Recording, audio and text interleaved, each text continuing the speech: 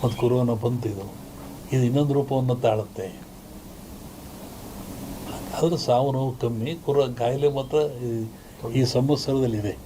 ಹೊಸ ಹೊಸ ರೋಗ ಉತ್ಪತ್ತಿಯಾಗಿ ಉಸಿರಿಗೆ ಸಂಬಂಧಪಟ್ಟದ್ದು ಜನ ಆ ಥರ ಸಾಯ್ತಾರೆ. ಆಗ ಭೂಮಿ ಹೇಳಿದ, ಭೂಮಿ ಗುಡ್ಡ ಬಿಡಿ ಉಳ್ತವೆ ಅಂತ ಹೇಳಿದ್ದು ನಾನು. ಬೆರೆಯುತ್ತೆ, ಉಳುತ್ತವೆ, ಸಮುದ್ರ ಜಲಬಾಧೆ ಜನ ಸಾಯ್ತಾರೆ ನಮ್ಮನ್ನು ಹೇಳಿದ್ನಲ್ಲ, ಅದೆಲ್ಲ ನಡೀತಾ ಇದ್ದಾರೆ. ಇನ್ನೂ ಇದೆ ಅದು.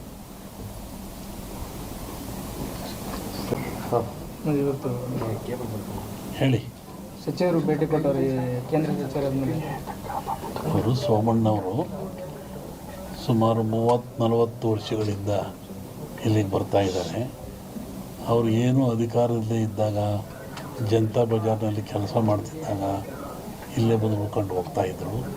ಅವಾಗಿನಿಂದ ಮಠದ ಮೇಲೆ ಭಕ್ತಿಯಿಂದ ನಡ್ಕೊಳ್ತಾ ಇದ್ದಾರೆ. ಮೊನ್ನೆ ತುಮಕೂರ ಗೆದ್ದೆ ಬಂದು ಮಂತ್ರಿ ಆದೇ ಬರೋಕ್ಕಾಗಿಲ್ಲ, ಮಠಕ್ಕೆ ಬರ್ತೀನಿ ಅಂತವ್ರು ಅದನ್ನೇ ಬಂದರು. ಈಗಲೂ ಅದನ್ನೇ ಹೇಳ್ತಾಯಿದ್ರು, ನಾನು ಜೀವನದಲ್ಲಿ ಮಠ ಬರ್ತಿಲ್ಲ, ಏನಾರ ಅನ್ನ ತಿಂದರೆ ಇಲ್ಲಿಂದ ನಾನು ಭಕ್ತ ಬಂದು, ನಾನು ಭಕ್ತಿಯಿಂದ ಬಂದಿದ್ದೀನಿ, ಮಂತ್ರಿಯಾಗಿ ಬಂದಿಲ್ಲ, ಶಿಷ್ಯನಾಗಿ ಬಂದಿದ್ದೀನಿ ಅಂತ ಹೇಳಿದರು. ಹಂಗೆ ಅವ್ರು ಒಳ್ಳೆಯದಾಗಲಿ, ಯಶಸ್ಸಾಗಲಿ ಅಂತ ಹಾರೈಸ್ತೀವಿ. ಸಂಕ್ರಾಂತಿ ಕಳೆದ ಮೇಲೆ ಒಂದು ಯೋಗ ಇದ್ದಂಗೆ ಕಾಣಿದೆ. ಇವರಿಗೆ ಅಂತಲ್ಲ, ರಾಜ್ಯ ಮಟ್ಟದಲ್ಲಿ ಒಂದು ಉನ್ನತ ಯೋಗ ಅವಕಾಶ ಇದೆ. ಹೋಗಿದ್ದಲ್ಲ, ಅದು ರಾಜ್ಯದ ಮಟ್ಟದ್ದು. ನಿಮ್ಮ ರಾಜ್ಯದ ಮಟ್ಟಕ್ಕೆ ಸಂಕ್ರಾಂತಿ ಮೇಲೆ ರಾಜಕೀಯ ವಿಪ್ಲವ ಆಗೋ ಲಕ್ಷಣ ಇದೆ.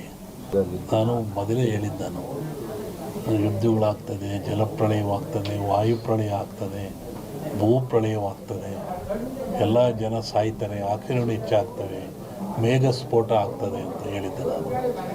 ಇನ್ನೂ ಒಂದು ಮೇಘ ಸ್ಫೋಟ ಆಗೋದ್ರಿದೆ. ಊಹಿಸಲಾರದ ಒಂದು ದುಃಖ ಈ ಭಾರತಕ್ಕೆ ಬರ್ತದೆ. ಪ್ರಕೃತಿದತ್ತವಾಗಿ ಆಗ್ತದೆ ಮೇಘ ಸ್ಫೋಟ.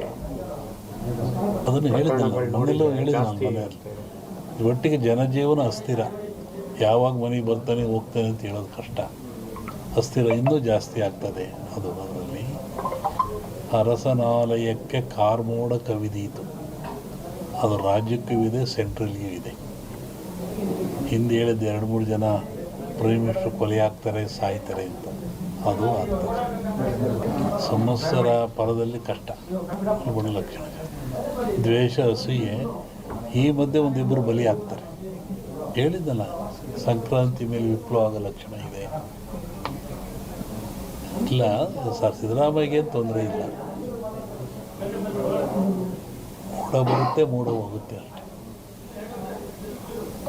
ಏನು ಆಶೀರ್ವಾದ ಬಂದಿಲ್ಲ, ಆಶೀರ್ವಾದ ಆಗ್ತದೆ. ಹೇಳ್ತೀನಿ, ಜಗತ್ತಿನ ಸುದ್ದಿ ಈಗಲೂ ಇದೆ.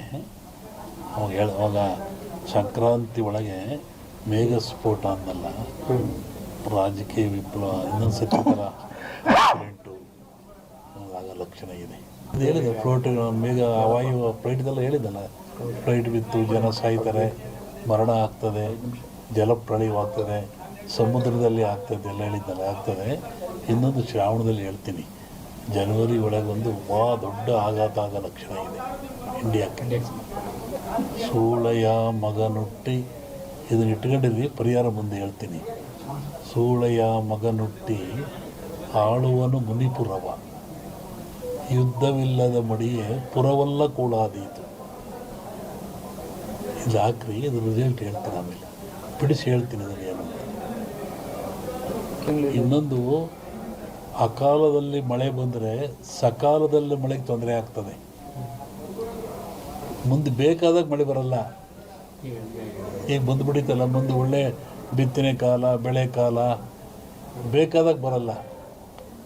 ಅಕಾಲದಲ್ಲಿ ಮಳೆ ಬಂದರೆ ಸಕಾಲಿ ತೊಂದರೆ ಆಗ್ತದೆ. ಈ ಸರಿ ಅಂಥದ್ದು ಏನಿಲ್ಲ, ಸಮತೋಲನ ಆಗ್ತದೆ. ಇನ್ನೂ ಜಲಪ್ರಳಯ ಇದೆ.